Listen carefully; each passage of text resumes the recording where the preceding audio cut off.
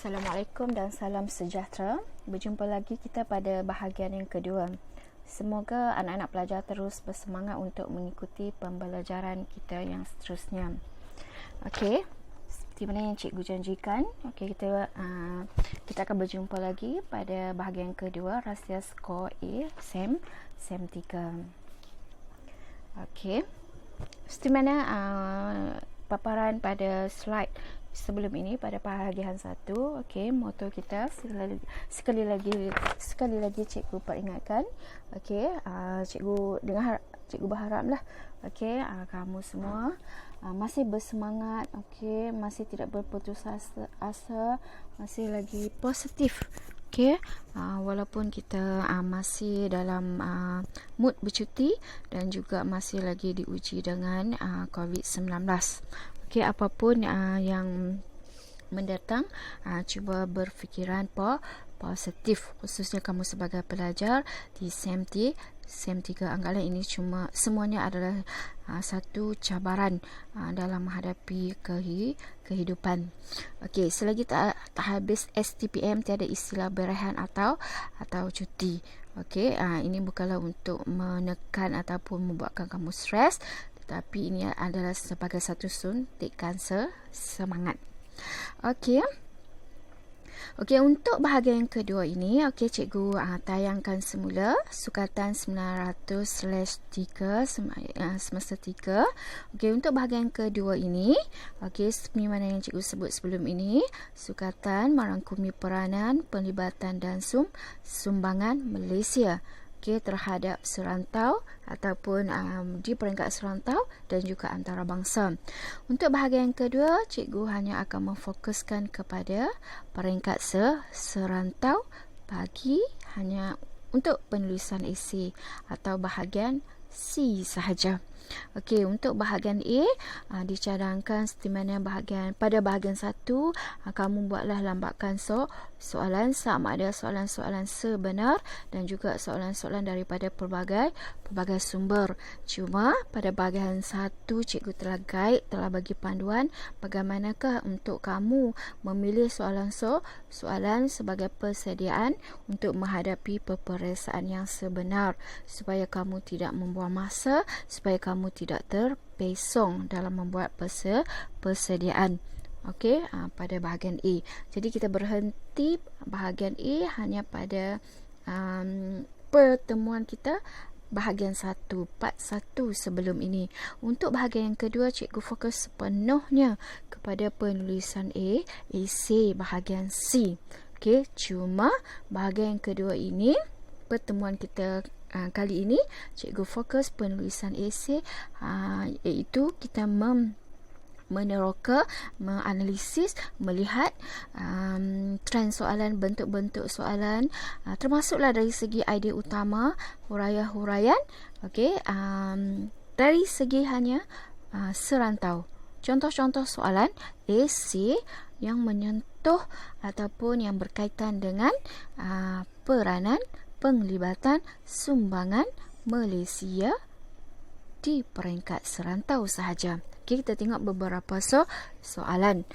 Dari situ kamu boleh dapat gambaran yang lebih jelas. Contoh-contoh soalan semester 3 yang ditanya, yang dikemukakan berkaitan dengan serantau Malaysia dengan negara-negara serantau.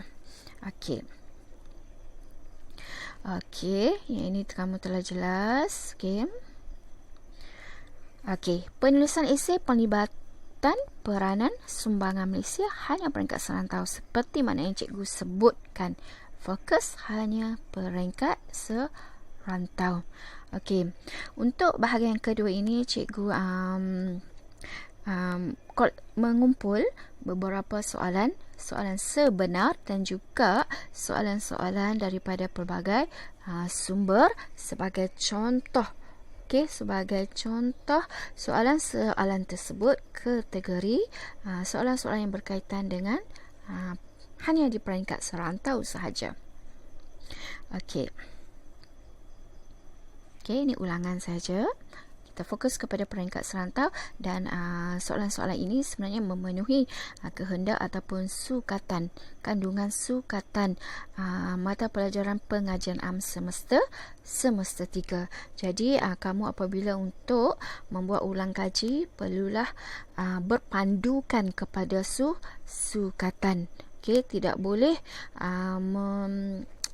mengulang kaji ataupun menerima semua soalan-soalan daripada sumber-sumber sebarangan tanpa merujuk kepada sukatan. Okey, keadaan tersebut, situasi tersebut, tindakan tersebut boleh menyebabkan kamu tersasar daripada sepatutnya, iaitu kamu sekarang berada pada semester 3. Okey, kita lihat soalan yang pertama. Okey, soalan yang pertama. Okey, meskipun undang-undang zon ekonomi eksklusif penting dalam sesebuah negara, namun Z juga menimbulkan masalah dalam hubungan serantau. Huraikan. Okey, soalan yang pertama ini, okey, cikgu klasifikasikan sebagai ataupun kedudukannya, kategorinya iaitu di peringkat serantau. Hubungan Malaysia dengan negara-negara di peringkat serantau sahaja tanpa penglibatan negara-negara luar daripada serantau ataupun pendek kata peringkat antarabangsa atau peringkat global. Okey, ini salah satu contoh soalan kategori peringkat serantau Malaysia dan negara-negara peringkat serantau. Okey, itu yang pertama. Okey, yang kedua kita lihat soalan ini, apakah isu yang relevan, yang sesuai, yang ditanya dalam yang ditanya ataupun yang kata mempunyai hubungan ataupun isu-isu yang sesuai, okey, antara Malaysia dan negara-negara di serantau, negara-negara berdekatan, negara-negara jiran, negara-negara di ASEAN. Okey, untuk soalan ini dia punya isunya iaitu zon ekonomi eksklusif, okey, atau Z. Okey, ini yang sebenarnya isunya iaitu zon ekonomi eksklusif. Okey, lebih spesifik berkaitan dengan undang-undang. Meskipun undang-undang zon ekonomi eksklusif penting dalam sesebuah negara, namun Z juga menimbulkan masalah dalam hubungan serantau. Okey, isunya zon ekonomi eksklusif. Okey, dan kategori soalan iaitu Malaysia dan serantau. Okey, kamu nampak? Okey, manakala dari segi kehendak soalan mengkehendaki kamu mengemukakan kepentingan undang-undang zon ekonomi eksklusif bagi sesebuah negara. Okey, dalam masa yang sama, KS yang kedua iaitu masalah. Namun Z juga menimbulkan masalah dalam hubungan serantau. Maka kombinasi jawapan 2 tambah 3 atau 3 tambah 2.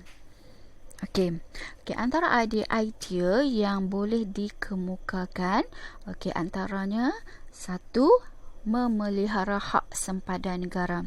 Okey, kepentingan yang pertama iaitu dapat memelihara hak sempadan negara apabila wujudnya, termaktubnya undang-undang zon ekonomi eksklusif dapat memelihara hak sempadan negara.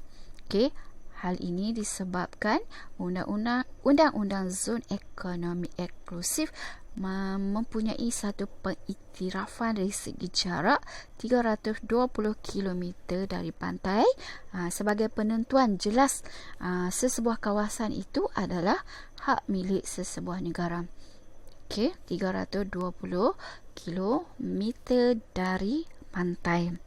Okey, yang kedua, kepentingan yang kedua iaitu apabila adanya undang-undang zon ekonomi eksklusif dapat membolehkan sesebuah negara mengurus sumber alam di kawasan di bawah ataupun dalam lingkungan jarak 320 kilometer tadi. Dengan itu membolehkan pelaksanaan penyelidikan ke atas hidupan marin dan sumber galian. Ini adalah sebagai salah satu contoh huraian, poin huraian bagi satu-satu idea.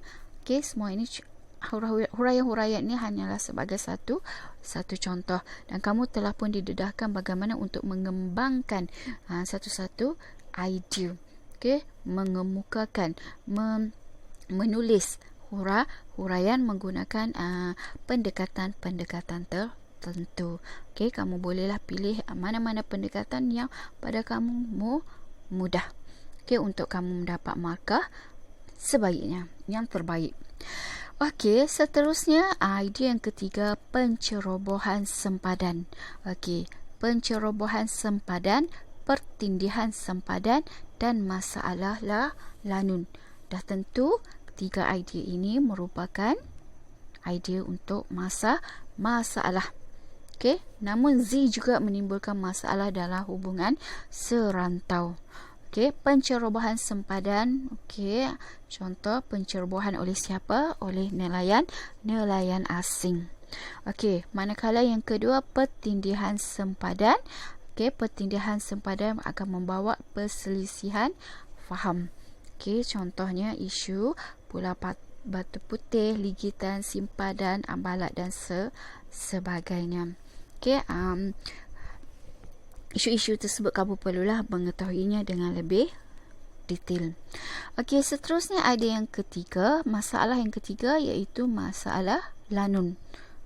Kawasan perairan yang menjadi laluan utama sering diganggu lanun-lanun, dan apabila melibatkan lanun akan berlakulah rampasan dan penculikan. Itu adalah antara masalah-masalah yang relevant untuk soalan ini, iaitu isunya iaitu berkaitan dengan zon ekonomi eksklusif, khususnya undang-undang zon ekonomi eksklusif, kepentingan dan juga masalah. Penegasan di sini, soalan 1 merupakan salah satu contoh soalan yang berkaitan dengan hubungan Malaysia dengan negara-negara serantau. Hubungan Malaysia dengan negara-negara serantau. Malaysia bersama dengan serantau dan negara serantau berkaitan dengan Z. Antara isu yang boleh ditanya iaitu berkaitan dengan Z. Nampak? Seterusnya kita pergi kepada soalan yang kedua. Soalan yang kedua, masalah yang dihadapi oleh sesebuah negara berjiran ialah pergerakan rakyat melintasi sempadan negara tanpa kebenaran yang sah, yang seterusnya menimbulkan pelbagai kesan buruk kepada negara penerima. Bincangkan. Dari segi kehendak soalan, kamu lihat di sini, seperti mana sebelum ini, lihat dari segi kata tugasnya, kedudukannya berada di akhir, maka ayat sebelumnya perlu diamati dengan teliti. Soalan ini agak mencabar, disebabkan soalan yang kedua ini, soalan tidak dari segi konsepnya agak sukar, khususnya kepada calon pada masa tersebut, kerana mungkin boleh mengelirukan sekiranya calon atau pelajar tidak memahami dengan betul-betul, tidak membaca dengan teliti, sebab dia punya penggunaan istilah tersebut tidak direct, tidak secara langsung. Kita tengok masalah yang dihadapi oleh sesebuah negara berjiran ialah pergerakan rakyat melintasi sempadan tanpa kebenaran yang sah, yang seterusnya menimbulkan pelbagai kesan buruk kepada negara penerima. Soalan ini seperti mana matlamat kita yang asal, iaitu soalan yang kedua merupakan contoh kedua, soalan kategori ataupun kita klasifikasikan di bawah hubungan Malaysia dengan negara-negara di peringkat serantau. Okey, cuma soalan yang kedua ini dia tidak spesifik kepada Malaysia disebabkan negara penerima yang dimaksudkan di sini tidak semestinya hanya Malaysia, tetapi juga melibatkan negara-negara lain. Tetapi negara-negara lain tersebut ialah negara-negara di peringkat serantau. Okey. Berbalik kepada apa yang cikgu maksudkan tadi, apa maksud pergerakan rakyat melintasi sempadan tanpa kebenaran yang sah? Okey, bermaksud di sini istilah yang biasa yang kamu sering dengar iaitu parti. Pendatang asing tanpa izin. Pendatang asing. Di sesebuah negara, contoh di negara Malaysia mempunyai pendatang asing. Namun demikian, pendatang asing terdiri daripada dua kategori dan tentu satu secara sah dan satu lagi secara tidak sah. Maka untuk soalan ini isunya iaitu pendatang asing tanpa izin yang tidak sah, yang tidak mempunyai kebenaran.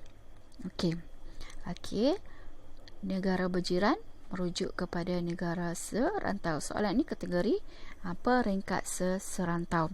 Okey, dari segi kehendak soalan, seperti mana tertera di sini. Soalan mengkehendaki kamu mengemukakan sebab-sebab pergerakan, sebab-sebab berlakunya kemasukan pendatang asing tanpa izin ke sesebuah negara, dan kamu perlu mengemukakan kesan buruk yang dihadapi oleh sesebuah negara yang menerima pendatang asing tanpa izin tersebut. Maka antara jawapan yang relevan yang boleh kamu beri iaitu faktor ataupun sebabnya iaitu kemiskinan, 2. kesukaran mendapat pekerjaan, 3. pergolakan politik. Tiga ini merupakan antara tiga sebab yang boleh kamu nyatakan, boleh kamu kemukakan bagi menjawab soalan yang kedua. Contoh huraian seperti kemiskinan, kesukaran hidup di negara A asal menyebabkan mungkin untuk mendapat kehidupan yang lebih baik, yang lebih selesa di negara lain. Yang kedua, kesukaran mendapat pekerjaan di negara sendiri disebabkan oleh persaingan, disebabkan oleh tiada peluang pekerjaan, disebabkan oleh penduduk yang padat, ramai dan sebagainya. Dan yang ketiga, berlakunya pergolakan politik di sesebuah negara yang menjadi kepada faktor penolak kepada seseorang ataupun pendatang tersebut melakukan penghijrahan, pergerakan ke negara lain bagi mendapat kehidupan yang lebih selesa, yang lebih baik.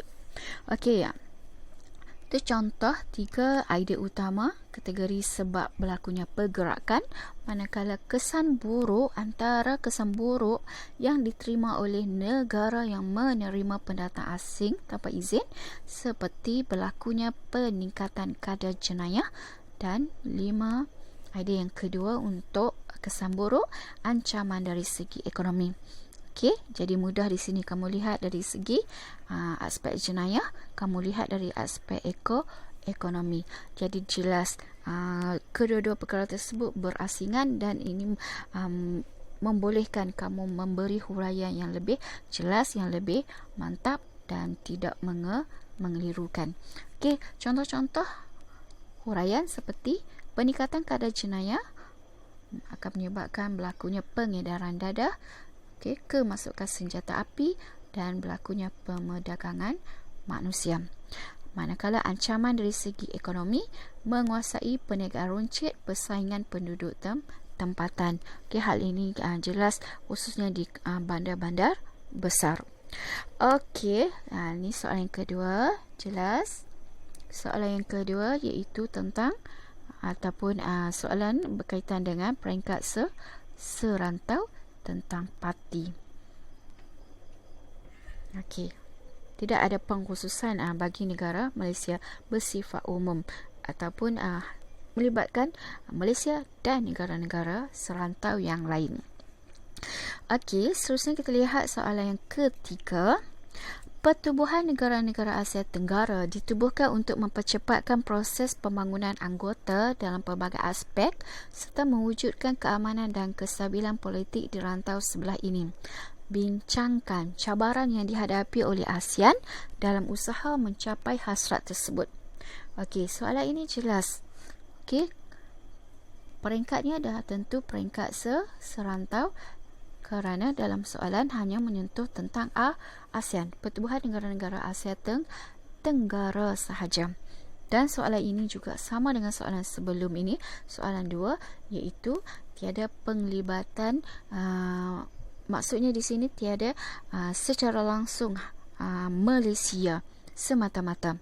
Okey, soalan ini terbuka, iaitu bersifat ataupun melibatkan ASEAN secara keseluruhannya, bermaksud termasuk Malaysia dan 10 buah negara ASEAN yang lain.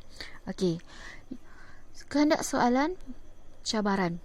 Cabaran apa? Cabaran balik kepada statement pernyataan yang ayat yang pertama. Pertubuhan negara-negara Asia Tenggara ditubuhkan untuk mempercepatkan proses pembangunan anggota dalam pelbagai aspek serta mewujudkan keamanan dan kestabilan politik. Okey, jadi soalan mengkehendaki kamu mengemukakan 5 cabaran untuk mempercepatkan proses pembangunan anggota dalam pelbagai aspek serta mewujudkan keamanan dan kestabilan politik. Jadi tiada spesifik kepada Malaysia. Okey, dia lebih kepada peranan ataupun menyentuh ASEAN secara keseluruhan. Apakah cabaran yang dihadapi oleh ASEAN, 10 buah negara ASEAN dalam usaha untuk mempercepatkan proses pembangunan anggota dalam pelbagai aspek serta mewujudkan keamanan dan kestabilan politik? Dah tentu 5 tambah 0. Okey, antara idea-idea yang boleh dikemukakan, cabaran-cabaran yang dihadapi seperti berlakunya konflik serantau. Okey, sebenarnya yang kamu tahu dalam ASEAN berlakunya konflik serantau. Konflik serantau contohnya seperti berlakunya pertikaian sempadan dan juga pertikaian pulau. Okey, huraian mestilah relevan dengan keadaan di ASEAN. Sekiranya kamu memberi contoh seperti peperangan, maka tidak sesuailah sebab ianya tidak relevan dari konteks negara ASEAN. Sebab negara ASEAN belum lagi tercetusnya peperangan. Okey, antara negara-negara ASEAN. Konflik serantau di sini bermaksud berlakunya pertikaian sempadan, pertikaian pulau dan juga isu-isu yang lain. Okey, yang kedua, cabaran yang kedua iaitu cabaran penyeludupan. Okey, penyeludupan ini merangkumi melibatkan pelbagai bentuk penyeludupan seperti dadah, seperti manusia, seperti senjata api khususnya.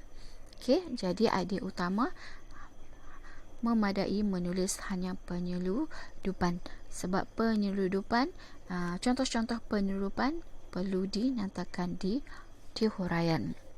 Okey, cabaran yang lain iaitu campur tangan kuasa-kuasa besar. Okey, campur tangan kuasa besar di sini kalau dari segi konteks ASEAN belum sampai ke tahap yang serius. Okey, terutamanya kalau dari segi konteks Malaysia selepas mencapai kemerdekaan.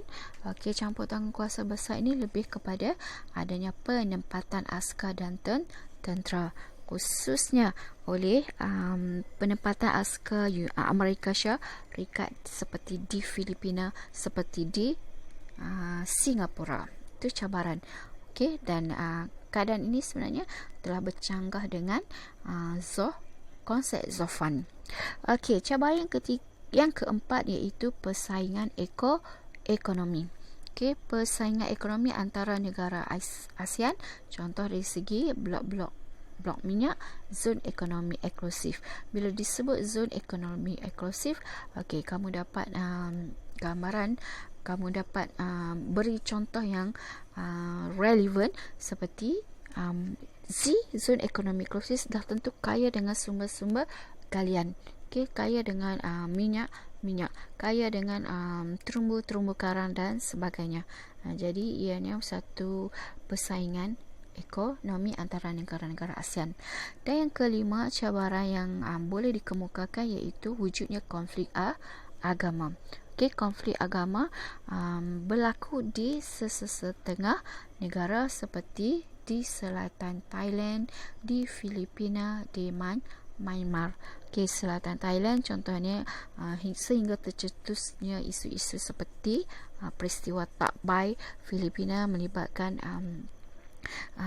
bangsa Moro, Myanmar melibatkan seperti Rohingya. Okey, semua itu berkaitan dengan konflik agama. Okey, penegasannya untuk soalan ketiga ini. Okey, soalan ini adalah soalan serantau, peringkat serantau, iaitu bertanya tentang cabaran untuk mempercepatkan proses pembangunan anggota dalam pelbagai aspek serta mewujudkan keamanan dan kestabilan politik. Okey, seterusnya kita lihat soalan yang keempat. Soalan yang keempat merupakan contoh soalan kategori peringkat serantau. Kerana ASEAN. Jelas. Soalan ini salah satu contoh soalan kategori peringkat serantau dan soalan ini jelas. Okey, jelas menyatakan, okey, meletakkan Malaysia mendapat banyak manfaat sebagai anggota penubuhan ASEAN. Okey, Malaysia dan serantau. Hubungan Malaysia dengan negara-negara serantau dari segi manfaat apabila menjadi anggota penubuhan, apabila menjadi ahli ASEAN. Okey, maka 5 tambah 0. Okey, antara manfaat yang diperoleh Malaysia, okey, kamu boleh beri berdasarkan aspek-aspek yang berbeza supaya kamu dapat menghurai dengan lebih jelas. Okey, antaranya iaitu aspek ekonomi, aspek keselamatan, kesihatan, pendidikan, sumber tenaga kerja. Okey, walaupun ada lagi manfaat yang lain, 5 idea ini hanyalah sebagai antara idea yang boleh diberi, antara idea yang relevan.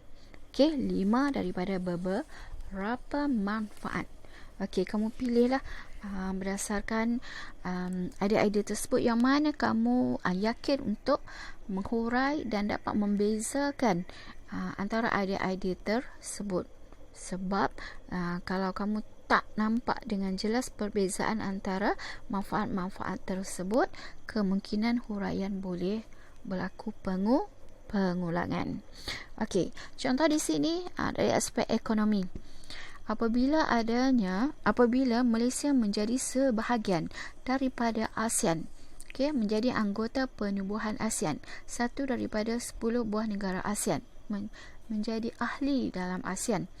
Okey, dari aspek ekonomi dah tentu, okey, wujudnya ataupun berlakunya perdagangan, berlakunya ekspor dan import antara negara-negara ASEAN.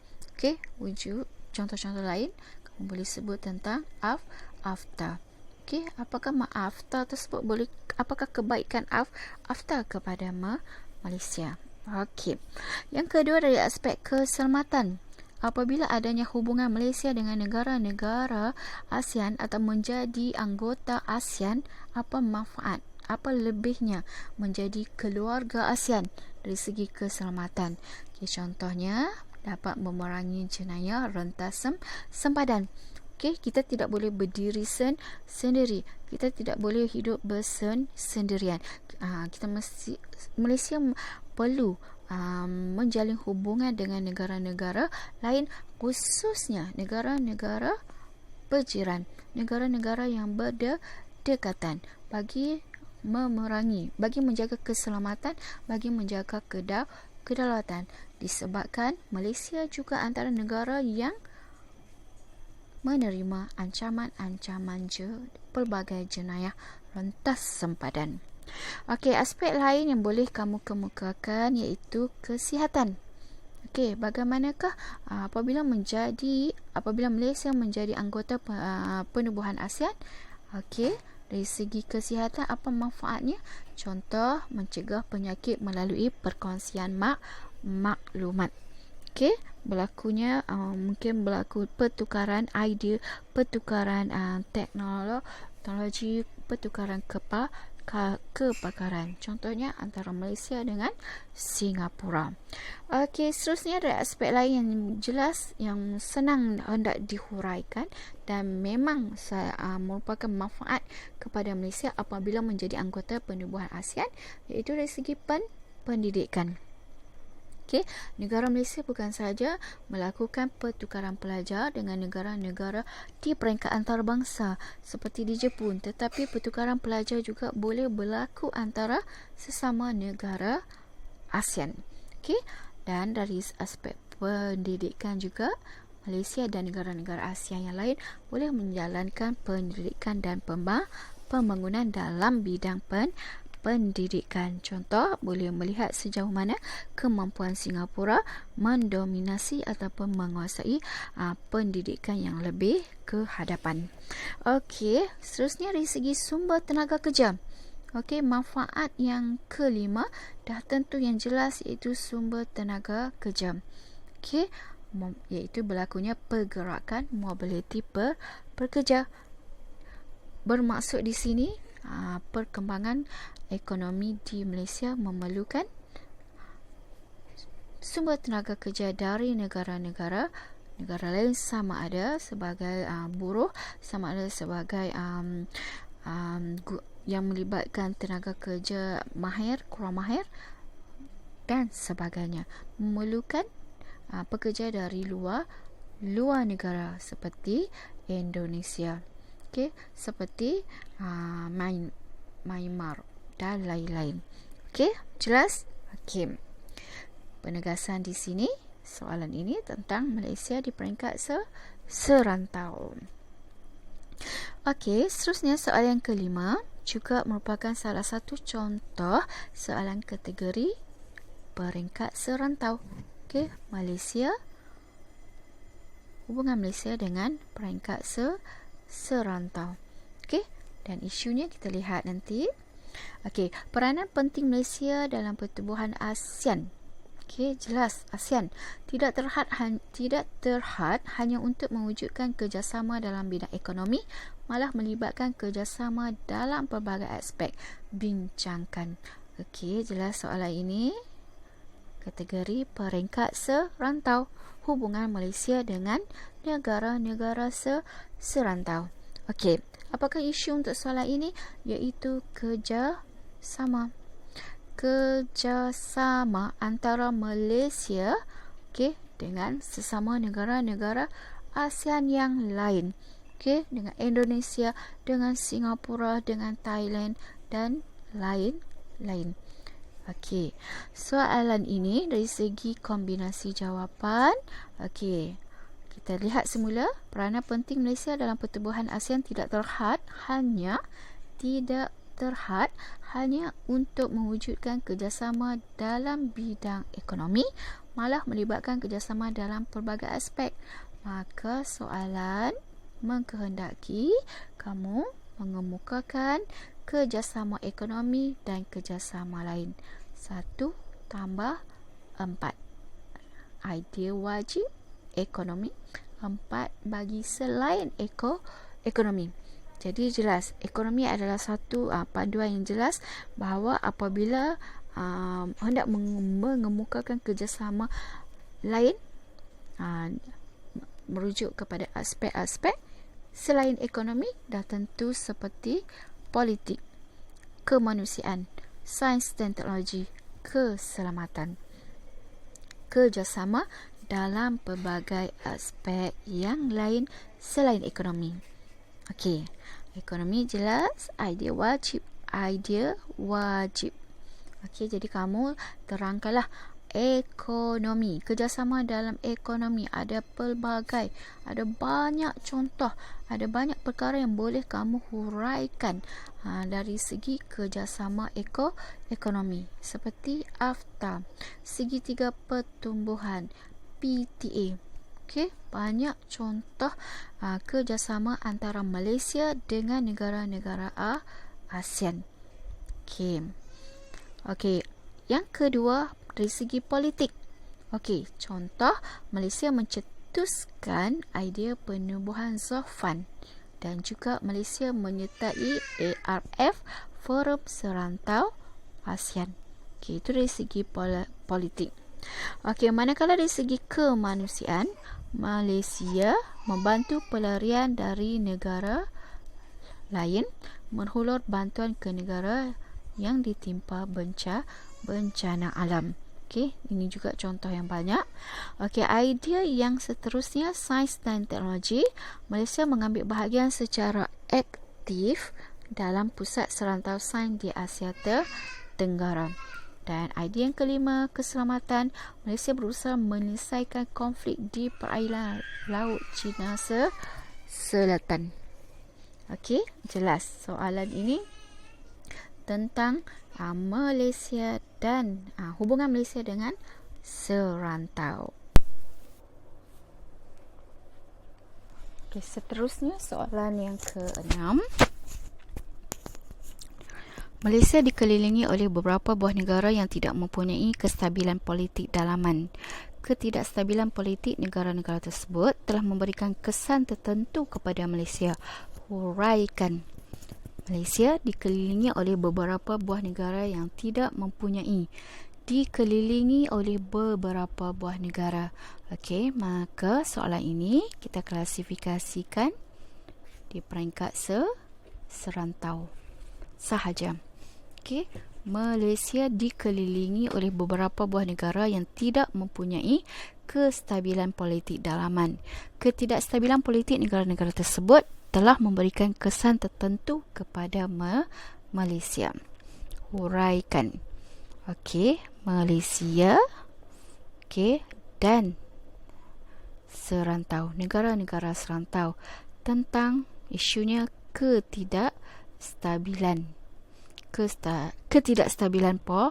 politik negara tersebut. Okey, soalan ini kategorinya, kehendak soalannya iaitu kesan. Kesan apa? Malaysia dikelilingi oleh beberapa buah negara yang tidak mempunyai kestabilan politik dalaman bersifat ayat penyata. Okey, ayat yang kedua, ketidakstabilan politik negara-negara tersebut telah memberikan kesan tertentu. Kepada Malaysia. Huraikan. Maka kombinasi jawapan 5+0 dan dah tentu di sini kesan negatif sahaja disebabkan isunya bersifat negatif. Okey, maka antara idea yang boleh kamu kemukakan iaitu berlakunya kebanjiran warga asing apabila sesebuah negara yang dikelilingi ataupun berdekatan berjiran dengan Malaysia tidak stabil, maka ini mendorong kepada berlakunya kebanjiran warga asing disebabkan warga asing tersebut melarikan diri, melakukan penghijrahan, mencari tempat persinggahan. Okey. Sebab Malaysia merupakan sebuah negara yang aman, yang damai, yang stabil. Okey, idea yang kedua iaitu kesan yang kedua, menjejaskan ekonomi. Apabila berlakunya kemasukan, okey, apabila berlakunya ketidakstabilan ekonomi di sesebuah negara yang berdekatan dengan Malaysia menyebabkan situasi tersebut boleh mempengaruhi ekonomi Malaysia. atau menjejaskan ekonomi Malaysia disebabkan oleh perdagangan dan pelaburan.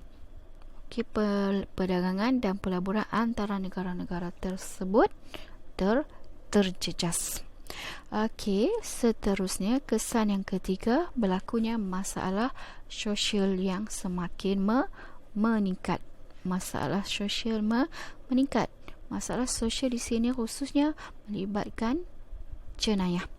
Berlakunya peningkatan aktiviti jenayah dan seterusnya mengancam keselamatan penduduk di negara Malaysia.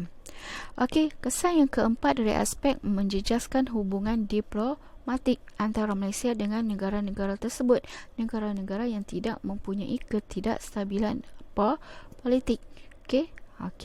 Huraiannya, contoh huraian, hubungan akan menjadi renggang dan terjejas.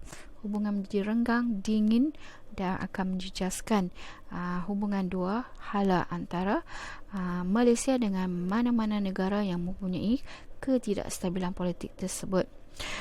Seterusnya ada yang kelima, peningkatan perbelanjaan pertahanan negara. Kesan yang kelima akan menyebabkan perbelanjaan pertahanan negara di Malaysia meningkat disebabkan, contoh, berlakunya peningkatan dalam kos untuk mengawal sempadan negara disebabkan adanya ketidakstabilan. Disebabkan adanya ancaman-ancaman yang boleh menggugat keselamatan negara Malaysia.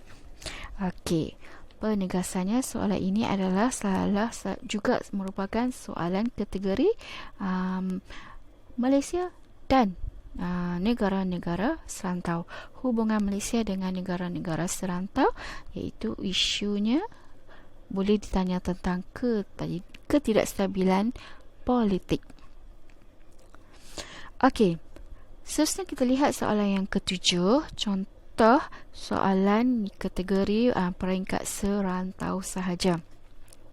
Malaysia memperoleh manfaat hasil hubungan diplomatik dengan negara jiran dan serantau. Kenapakah soalan ini kategori soalan ni hanya melibatkan peringkat serantau sahaja, iaitu jelas di sini. Malaysia memperoleh pelbagai manfaat hasil mengadakan hubungan diplomatik dengan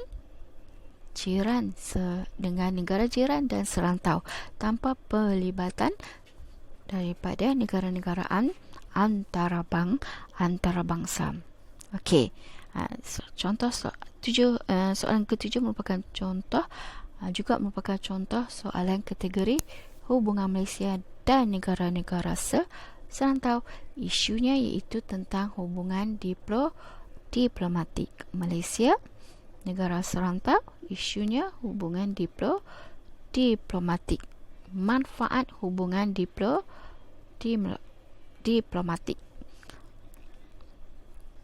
Manfaat, bukan kesan. Bukan kesan, manfaat. Manfaat hasil hubungan diplomatik dengan negara jiran dan serantau. 5+0. Antara manfaat yang boleh diperoleh oleh Malaysia apabila Malaysia mengadakan hubungan diplomatik dengan negara-negara jiran dan juga negara-negara serantau yang lain. Pertama, dari aspek keselamatan. Keselamatan terjamin, keselamatan dapat dijaga, keselamatan dapat dikekalkan. Hal ini disebabkan oleh dapat membantas jenayah rentas sempadan dan mengawal keselamatan di perairan negara. Adanya kerjasama antara kedua-dua pihak mengawal, menjaga, menjamin di kawasan ataupun sempadan negara masing-masing bagi menjamin keselamatan. Yang kedua, dari aspek ekonomi. Ekonomi negara dapat dibangunkan. Manfaat hasil daripada Malaysia mengadakan hubungan diplomatik dengan negara jiran, dengan negara Singapura, dengan negara Thailand, dengan negara Indonesia dari segi ekonomi. Disebabkan apabila adanya hubungan diplomatik, maka wujudlah hubungan perdagangan. Wujudlah urusan ekspor dan import. Okey, idea yang ketiga yang boleh diberi, okey, manfaat yang ketiga iaitu dari aspek isu sosial budaya dapat ditangani secara bersama. Okey, contoh dari aspek bantras dapat membantras pelbagai penyakit melalui pelbagai pendidikan dan pembangunan, dan dalam masa yang sama negara-negara tersebut, Malaysia dan negara-negara tersebut dapat memajukan sektor pelancongan dengan mengadakan pelbagai promosi sebagai daya tarikan kemasukan ke negara Malaysia. Okey, seterusnya dari aspek pencemaran. Masalah pencemaran merentas sempadan diselesaikan secara bersama. Pencemaran merentas sempadan, okey, iaitu bersama-sama bekerjasama mengurus bencana alam seperti masalah jerebu antara Malaysia dengan Indonesia. Okey, Malaysia contohnya menghantar nota diplomatik dalam penyelesaian isu jerebu. Okey, tidak menggunakan secara kekerasan, tidak menggunakan secara tidak beradab. Okey, seterusnya bekalan tenaga kerja. Okey, manfaat hasil hubungan diplomatik antara Malaysia dengan negara jiran dan serantau dari aspek tenaga kerja. Bekalan tenaga kerja. Okey, dan hal ini dapat menampung keperluan tenaga kerja. Okey, sama ada mahir, separuh mahir dan juga buruh. Okey, jadi jelas di sini 5 manfaat yang boleh diperoleh oleh Malaysia hasil hubungan diplomatik dengan negara jiran dan serantau. Antara manfaat yang boleh diperoleh oleh Malaysia. Okey, seterusnya soalan 8. Soalan 8 merupakan contoh soalan di peringkat serantau. Okey, apa buktinya? Okey, kita lihat soalan. Kestabilan politik di rantau Asia Tenggara penting bagi Malaysia. Oleh itu, Malaysia perlu memainkan peranan penting untuk mengekalkan kestabilan dan keselamatan di rantau ini. Jelas soalan ini juga kategori peringkat serantau sahaja. Okey, Malaysia, hubungan Malaysia dengan negara-negara serantau. Manakala isunya iaitu kestabilan dan keselamatan. Kestabilan dan keselamatan. Kestabilan politik di rantau Asia Tenggara penting bagi Malaysia. Okey, jelas di sini soalan mengkehendaki kepentingan kestabilan politik bagi Malaysia. Oleh itu, Malaysia perlu memainkan peranan penting untuk mengekalkan kestabilan dan keselamatan di rantau ini. Peranan Malaysia untuk mengekalkan kestabilan dan keselamatan di rantau ini. Maka 2 tambah 3 atau 3 tambah 2. Okey, antara kepentingannya apabila adanya kestabilan politik di negara Asia Tenggara, adanya pembangunan ekonomi dapat menjamin kestabilan sosial. Okey, kamu boleh bagi dari aspek ekonomi, kamu boleh bagi dari aspek sosial. Contoh ekonomi, adanya urusan perdagangan ekspor import, dan urusan tersebut dapat dijalankan dengan lebih baik, dengan lebih bermanfaat. Okey, kamu boleh sentuh tentang AFTA, kamu boleh sentuh tentang PTA dan lain-lain. Okey, yang kedua, menjamin kestabilan sosial. Rakyat rantau ini bebas bergerak dan merapatkan persefahaman serantau. Okey, disebabkan adanya kestabilan politik di rantau Asia Tenggara. Okey, dari segi KS yang kedua iaitu apakah peranan. Oleh itu, Malaysia perlu memainkan peranan. Okey, peranan oleh siapa? Oleh Malaysia bagi mengekalkan kestabilan dan keselamatan di rantau Asia Tenggara. Antaranya, Malaysia mendukung ZOFAN. Konsep zon aman bebas dan berkecuali yang menekankan tentang mengelak campur tangan kuasa-kuasa besar di negara-negara Asia Asia Tenggara. Yang kedua, Malaysia menjadi mencetus pergerakan kesederhanaan global. Okey, pergerakan kesederhanaan global ini dapat mengukuhkan perpaduan dan kesepaduan antara ASEAN. Okey, yang ini sangat ditekankan oleh negara Malaysia.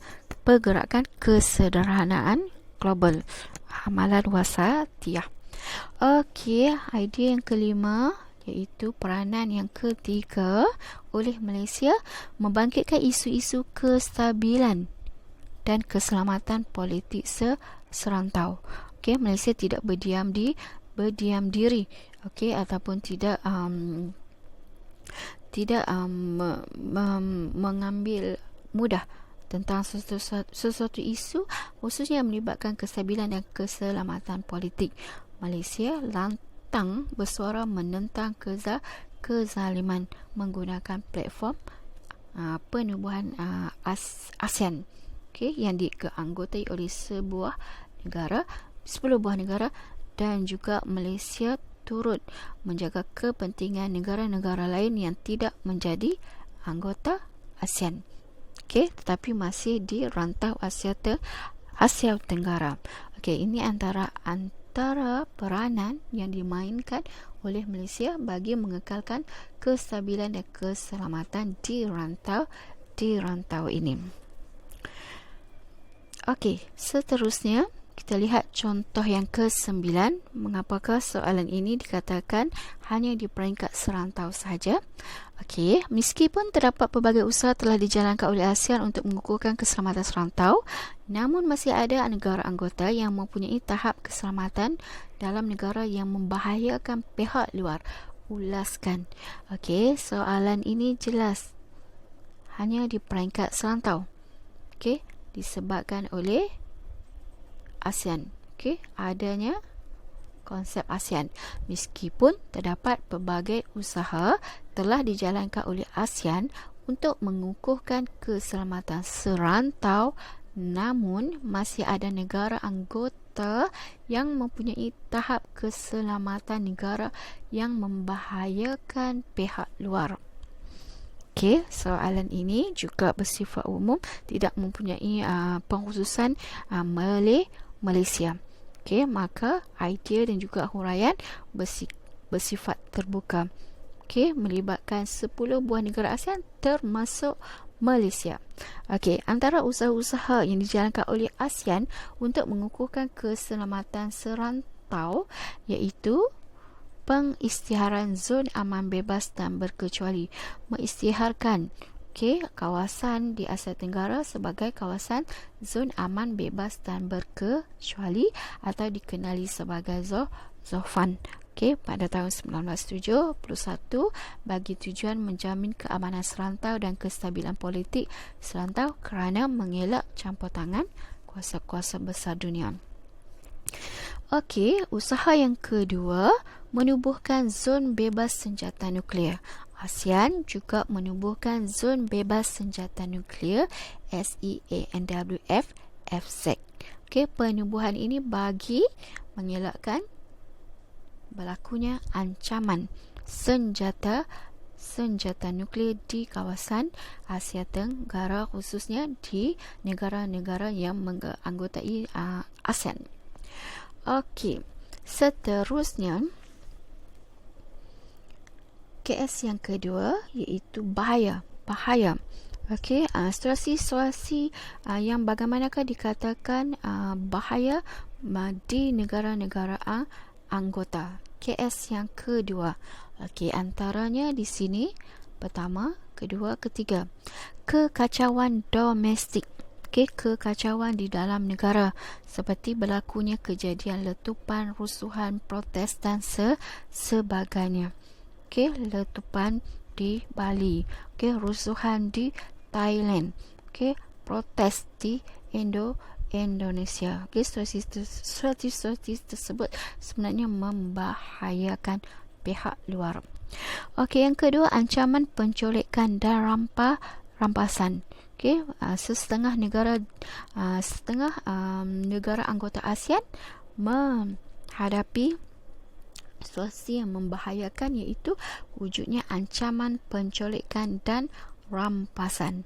Okey, penculikan tersebut melibatkan rakyat tempatan, malah juga pelancong, dan juga penculikan juga melibatkan kapal. Bukan sahaja orang, tetapi juga rampasan kapal. Okey, kalau di Malaysia contohnya berlaku di Sabah. Sering berlaku penculikan ke atas rakyat Sabah dan juga pelancong-pelancong. Okey, ada yang kelima, ancaman ke atas golongan minoriti. Okey, situasi yang membahayakan bagi setengah negara, adanya ancaman ke atas golongan minoriti seperti berlaku di Myanmar, etnik Rohingya, bangsa Moro di Filipina, penduduk Patani di selatan Thailand. Okey, contohnya berlakunya kejadian ataupun peristiwa tak baik yang melibatkan pembunuhan beramai-ramai penduduk ataupun rakyat yang beragama Islam di selatan tersebut. Okey, ini adalah antara idea-idea yang boleh kamu kemukakan untuk soalan yang ke-9, dan penegasannya berbalik kepada sebelum ini. Soalan ke-9 juga merupakan antara contoh soalan kategori soalan serantau sahaja. Okey, dan isunya iaitu aspek keselamatan serantau. Okey, kita sudah lihat 9 contoh soalan kategori peringkat serantau. Daripada soalan-soalan tersebut, okey, daripada soalan-soalan tersebut kita boleh rumuskan seperti yang tertera di sini. Okey,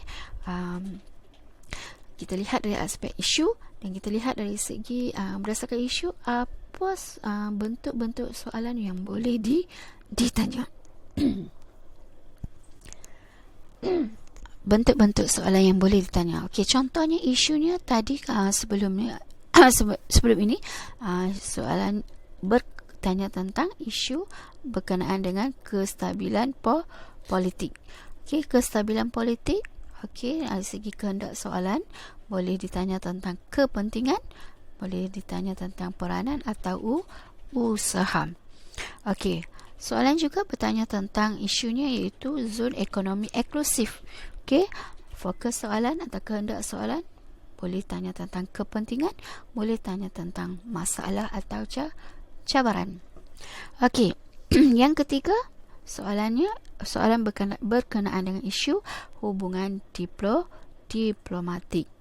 Okey, kehendak soalan bertanyakan tentang manfaat hubungan diplomatik dengan negara-negara serantau.